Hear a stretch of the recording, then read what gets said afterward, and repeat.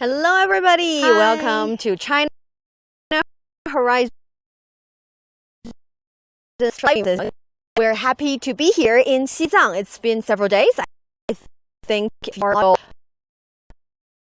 you that we are in Xizang. That explains this atmosphere as well as mostly our hat, because it's really the sunlight is burning, it's scorching, and it's a really shiny to the point that it's hard for us to see everything quite clearly. But we're in a very special location today. Look at the surroundings, the small apples right in front of our eyes. We're actually at a apple plantation base here in Nyingchi. It's called Zhengba Village.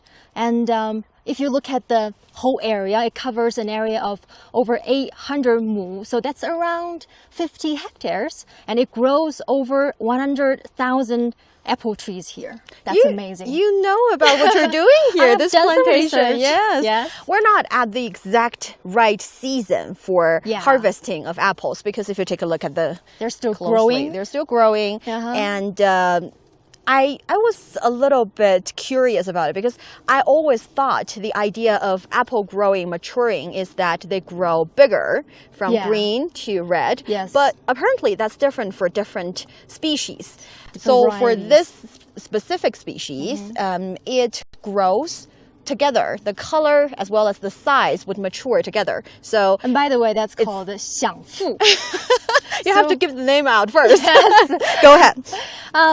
Because what amazed me is that its name is quite interesting, 享富. I think it can be literally translated as getting rich loudly.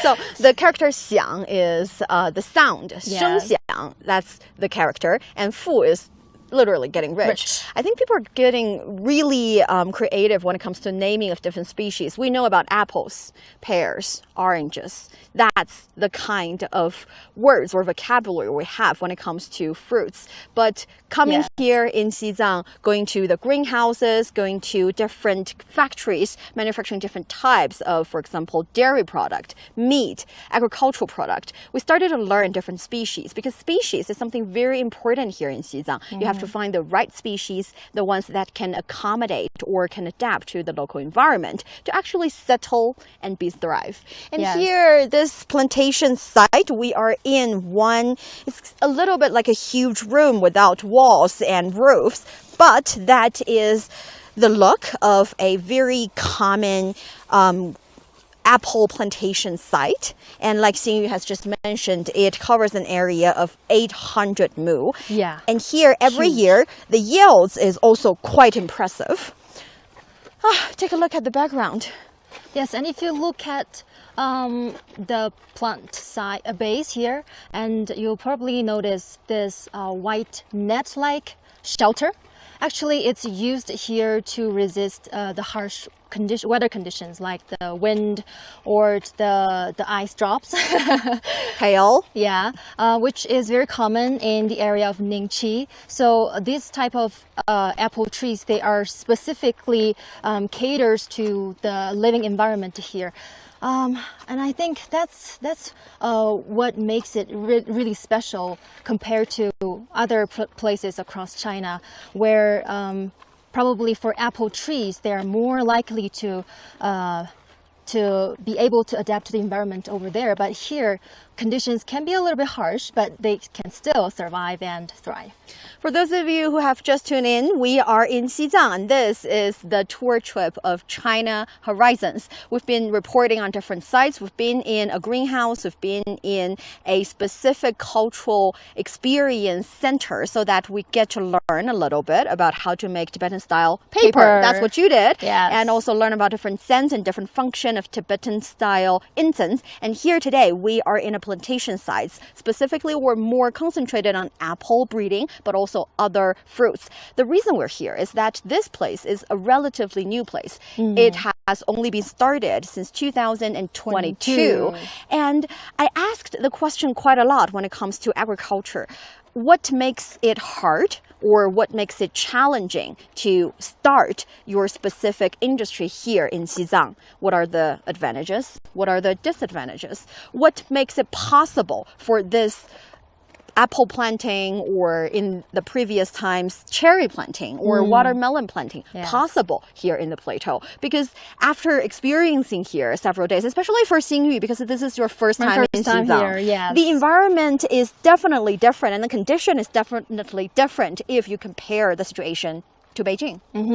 Especially it's on the plateau, so you have to think about altitude sickness. That's what I think. That's for the workers. Yes, for the workers as well. And for this plantation base in particular, there are over 20 staffs here, and 20 of them are actually locals, and 6 of them they came from Yunnan province, and 2 from Shandong province. They actually brought this cutting edge technology of planting apples here, and so that they can better grow and yield more apples, during the harvest. You use the word cutting edge technology. You're not wrong. Because looking at the situation, looking at our surrounding area, we have apple trees, we have beautiful lush mountains covered with different types of plantations. We have clear blue skies and clouds that are so low or so close to the ground. Xizang is a very, very special place, because if we think about 20-30 years ago, it's hard to grow things here on the plateau. Like Xingyu said, the oxygen level in the air is low. The weather is not forgiving in the sense that it can be scorching hot during the days and be very, very cold during nights. And sunlight is supposed to be something that is warming and encouraging and nourishing. But here in Xizang, the sunlight can also be quite harsh. The reason we're wearing hats is that the owner of this plantation site told us that you cannot do the live stream without the hats, unless you want some sunburn. So that's true. The environment used to be and is still not that cultivating or encouraging. What changed is that over the past decade or so, the improvement or the development of the entire agricultural industry has happened. With that, we would see different types of species, different seedlings, different breedings, and like Xingyu said, the kind of species, the kind of specific 享富, the loudly being rich. I don't know if that's my philosophy though. Being rich loudly kind of species can take place, can take roots here in Xizang. And actually, the manager told us that they have been doing this experiment over the past 3 to 4 years, and they definitely had some failures, and now they have, I think they have made it in selecting the best seedlings for this soil and also the climate. And also apart from the 享富, they also have this local specialty called Nanjia. I think it can be translated as Namcha, and it's getting more and more popular on the market as well, so that the local people, they can not only, if we go on to the market, you can see a lot of vegetables and fruits sold on the market. 4 years ago, it was not like this. Oh, okay. But my first time here, and actually I saw the fruits sold on the markets by the vendors, and I actually thought, that's quite that's quite surprising for me. A lot of choices. Yes, and for the apples, locals are also able to taste the apples also in the markets and schools as well. So that's pretty amazing. Previously, we went to a greenhouse site, a greenhouse area where there are around 141 greenhouses, and we talked to the owner there, and they told us that the idea or the key technology of greenhouses is that you cover a little bit of the place in the base, and you try to adjust the environment within the greenhouse as accurate as you wish. So you want the temperature to be at a certain level, you want the damp level to be at a certain degree, and also you want to make sure that even if outside of the greenhouse sun is super shining, inside the greenhouse you still want to control a little bit of the ultraviolet and everything going into the greenhouse. So the key about the greenhouses lies in the changing or adapting of the environment. But for these outdoor plants, the situation is different. Yes, it can be a little more difficult to control the environment. A little more? A lot more. to be honest. So that's why they have incorporated these type of, can I say technology or methods to protect these plantation. And also they have been doing experiments on upgrading the seedlings as well. Yes. Yeah, so that we can have more yields each harvest. Actually, this is not the time of harvest right now, but after 2.5 months, we're able to taste the 2.5 months. Yes, 2.5 months. We cannot really pick an apple that is carefully bred by the farmers here and just willy-nilly take a bite, mainly because it's not delicious. And like Xingyu said, when it comes to growing something in the natural environment, in the outdoor environment, the key is to find the right species and find the right location. We talked to the owner of the place, and he said that about the 4 or 3 years of doing experiment here in Xizang, what they did is to bring about 3 to 5 different types of species of apples and then try to find the right location for these apples to grow. Yes. You pick one county, you try all 5 plantations. Didn't work so well, maybe not the home for your home apples, so find another place. And then they landed on Bailan, which is the place that we visited several days ago. You would be able to see the video. Some videos were made in Bainan, and here we are in a different county, and the county is perfectly cultivating for these several types of apples. I think there are 7 now in the plantation. Yeah, 7 types of apples here. And what's even more amazing is that it's not only sold through online platforms to schools and markets, but also they're exported.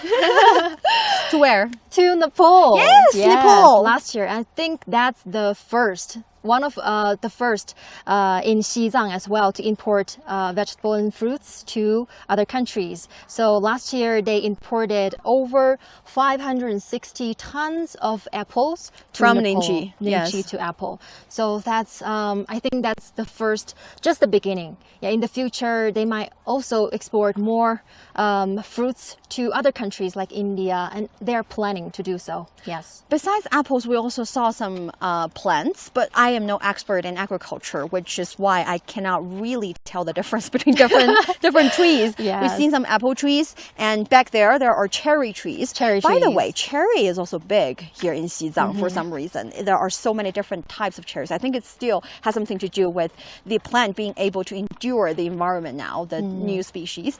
And the owner said that when they take apples here to the high plateau, they're not lowering their level or playing it dumb. They're not bringing the apples and then just grow whichever works.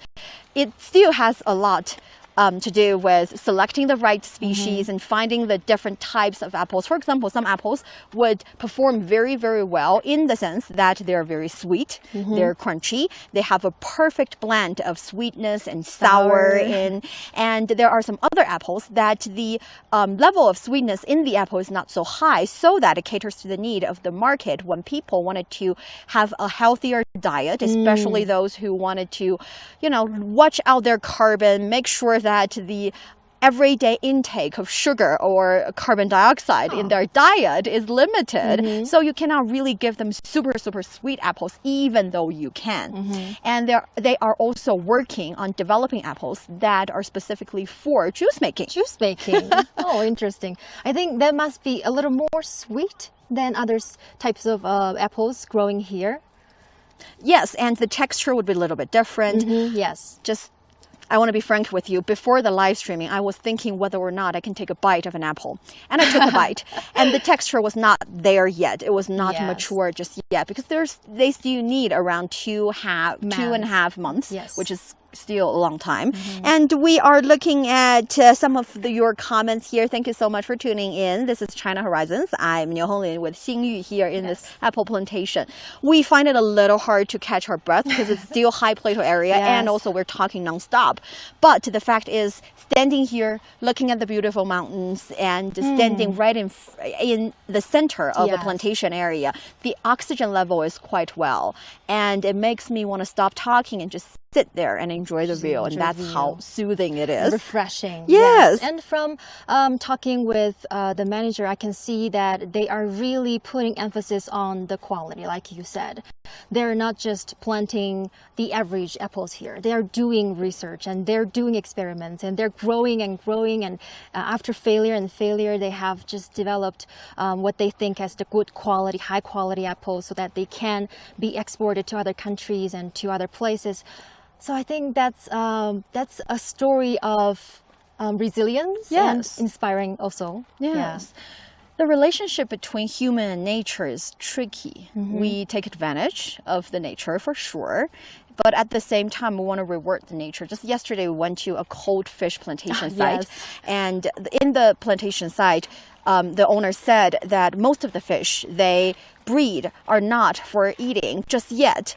Of course, they're delicious, and you can put them on the dining table and have a really nice feast. Yet, most of the fish they breed are for local villagers to buy, and local government will buy the fish as well, and then release the fish back to the nearby rivers, so that the ecosystem in the river would be restored. Because in previous years, there still has been phenomenon of people fishing without consent, without the local authorities know, and without being in line with the local policies, which did cause some harm to the local environment, and now they're trying to restore it. It's the same idea. We take advantage of the environment, but also we want to restore it. I think just the other day we talked about having a lot of wind farms and also solar power plantations on here in Xizang, here on the plateau. But what they did when they are actually doing the construction, what they did was to scratch the surface level, the relatively more fertilized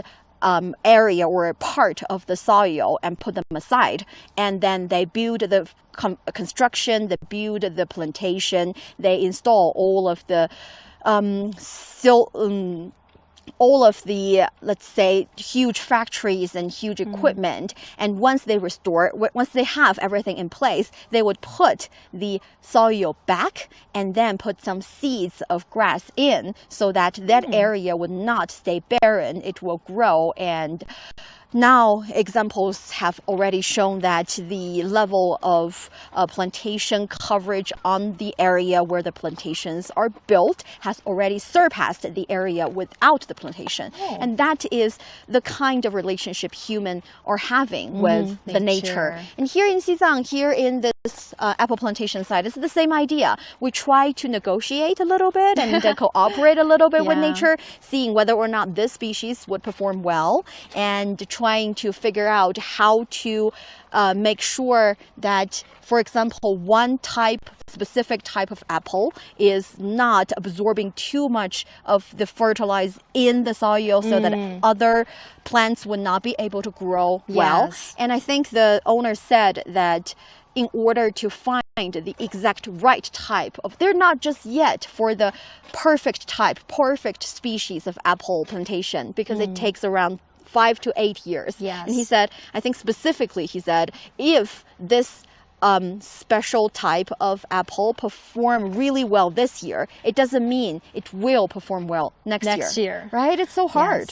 So I think there, like we talked about, there are a lot of elements that are into play when it comes to how well or how tasty or how productive the apple trees can become. But I was quite impressed by the water and fertilizer system they adopted on this plantation base. So I think it's called the integrated water and fertilizer system.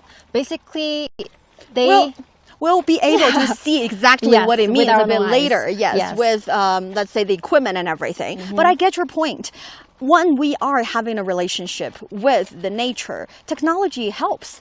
It helps in different ways. It can be used in a harmful way, in the sense that we exploit the nature, we put a lot of concrete jungle in it, and we destroy the ecosystem. But we have passed that phase here in China. We realize how important it is to have this harmonious coexistence kind of relationship, and technology helps. For example, like Xingyu has said, all these nets on the roof area of the plantation site, they are quite harmless. They do not affect affect a lot of other aspects of this area, yet they can cover the roof area of the plantations, of the plants, so that when it's raining, when it's time of hail, it will not hurt the trees. And at the same time, we see a lot of the solar power panels with monitors figuring out or keeping an eye on the situation of the plants. That is technology, but also, sneaking in without hurting anybody else.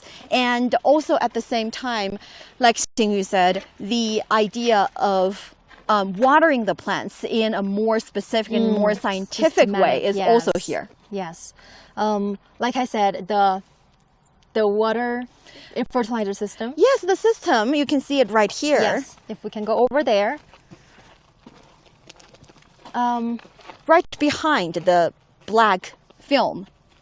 Yes, but I think it's not too obvious here. But maybe we can find a place. There. Yes, we can go over there and have a look at the how they are being fertilized with this. Oh, here it is. Yes. Let me go inside, and you can explain. Yes, if we go here, we are closer to this little tube here. Yeah. Actually, inside it, there is water, the mix of water and fertilizer, and they are evenly passing through this tube so that it's fertilized quite evenly as well across the whole plantation site. Yes, because it's really long and really far. It takes, I think it covers the length of around 30 meters. Yes. You can imagine the type of tube that you're using at home, that you're showering. When you're showering, the pressure of the water definitely is the highest at the beginning of it. Yes. And it decreases little by little so that you would see for example, if you live on the 13th floor compared to 31st floor, you would see that the water pressure might be a little less preferable for those living on the top of the roof, on the higher floors. It's the same principle. The only problem is that in order to save water and save the fertilizers, they want to make sure that on the tube there are little holes. Yes. And the little hole would release the water, would let the water out, and make sure all the plants on the root are enjoying the nurturing fertilizers and the water. So the technology here is to make sure, with the help of different pressure on different part of the tube, they make sure that no matter if you are on the beginning side, if the plant is on the beginning side, or if the apple tree is at the end of the length. Yes. No matter where you are, the level of water as well as fertilizer you get are at the same level. So that's pretty amazing. Yeah, so that the water is not wasted, but also it's evenly distributed and they get enough water. Ooh, I see here are some more names or types of apples here. Let's take a look. Okay, if we look at the board over here, there are some names of the high quality apples growing at this site, including xiangfu that we just talked about, and also 维纳斯黄金, I guess, Venus gold. It's a yellow apple. A yellow apple. I think the texture of that specific type is a bit more, it's a bit softer. It's easy to chew. And in Chinese, or at least in my family, I like the apples that are not that chewy, that are softer, that the texture is a bit loose. Whereas my mommy, she likes the kind of apple that are very crunchy. Crispy. Oh, okay, interesting.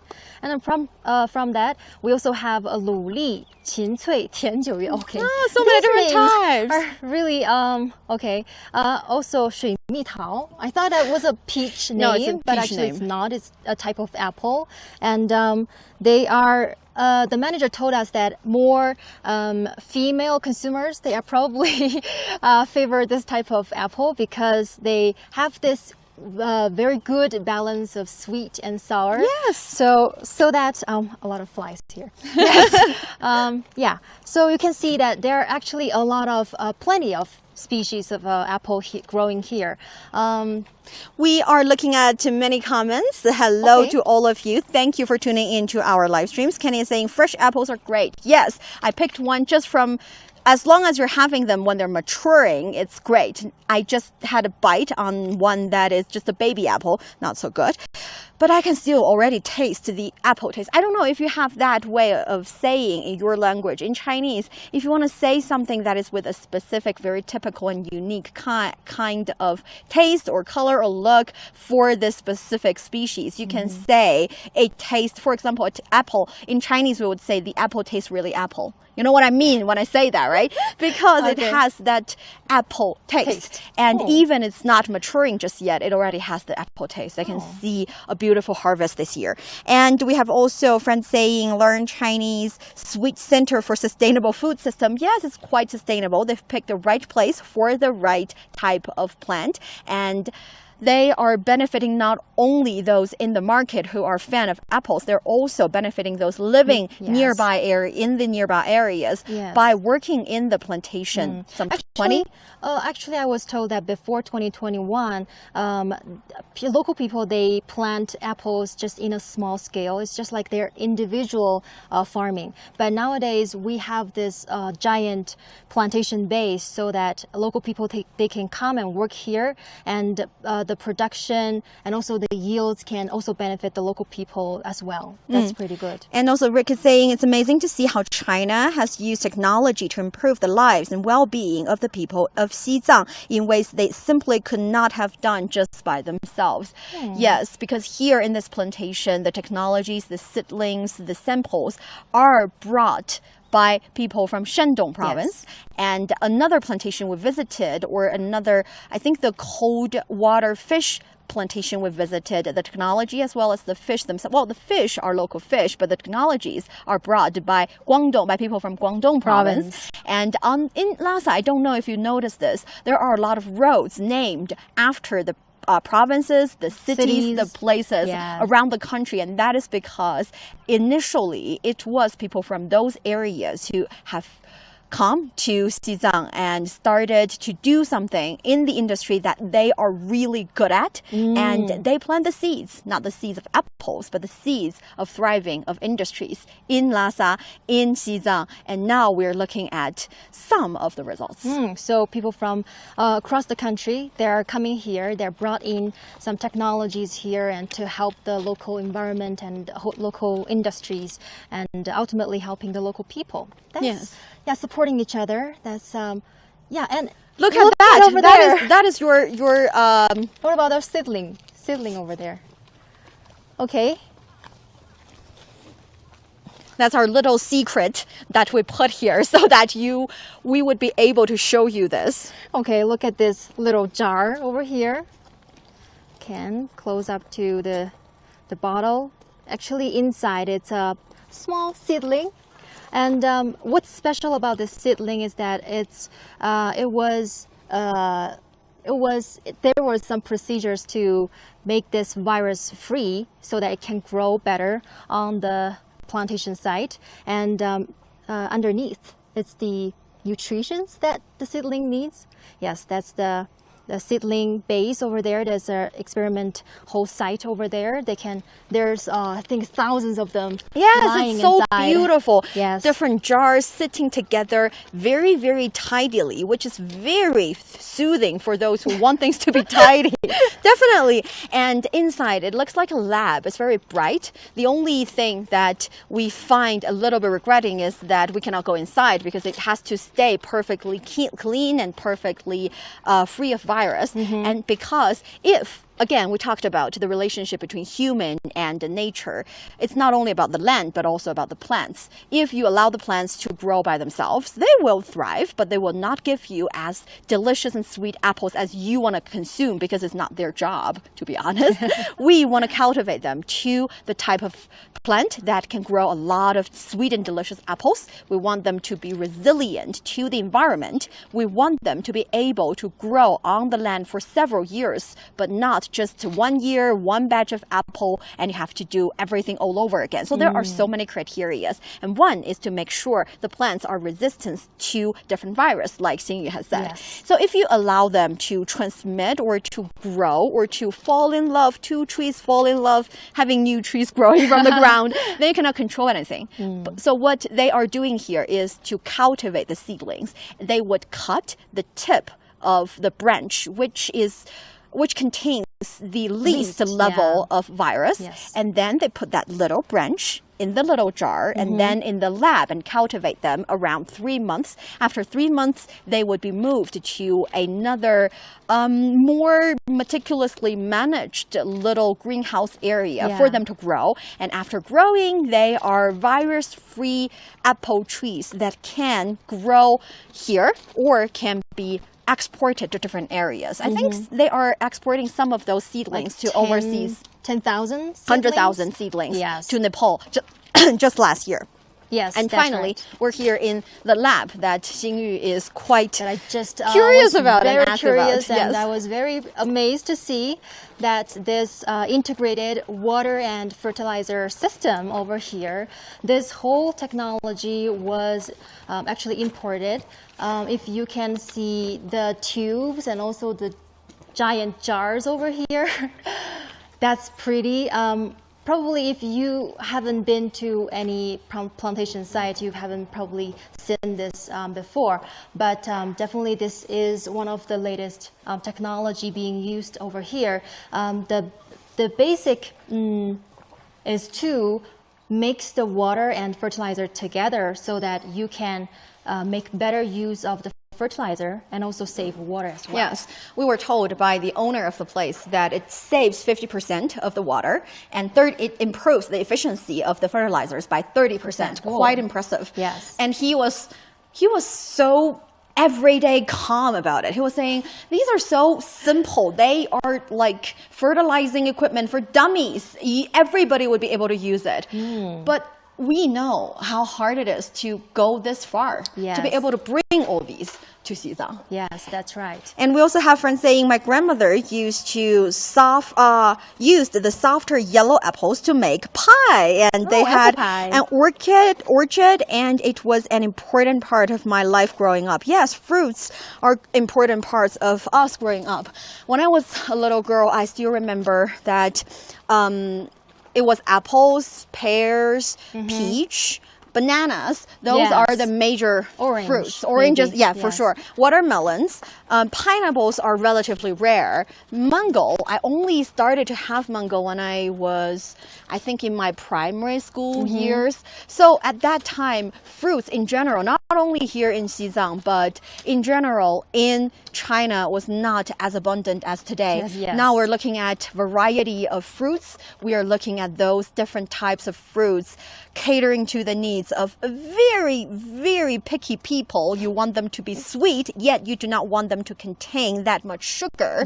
You want it to taste really well, yet you also want it to be convenient, so you can play with your phone a little bit while pick that readily available little strawberry or tiny little cherry. And sometimes people would also demand the watermelons to be seedless, and all that is also happening. It's happening in the Chinese market. It's happening in agriculture industry. And that improvement also leads to the fact that with the technology, with the help of the technology, with the help of different species being developed to a state that they can endure the environment, now we're bringing them to Xizang. So it's a whole picture. It's a overall holistic approach happening. And from Xizang, while visiting here, I can really see that the region is embracing this modern agricultural technology here, just like other cities across China. And in the future, probably there will be more types of varieties of fruits and vegetables. They're ubiquitous everywhere in Xizang. Yes. You're happy. I'm really happy. I'm really happy too, because it's my third time here, but The first time was 4 years ago. At that time, we were still talking about how to accommodate different species, how to offer enough abundant volume of food, of vegetables and fruits to people in Xizang. Now we're already talking about different species and the different varieties. We're talking about bringing sustainable agriculture here.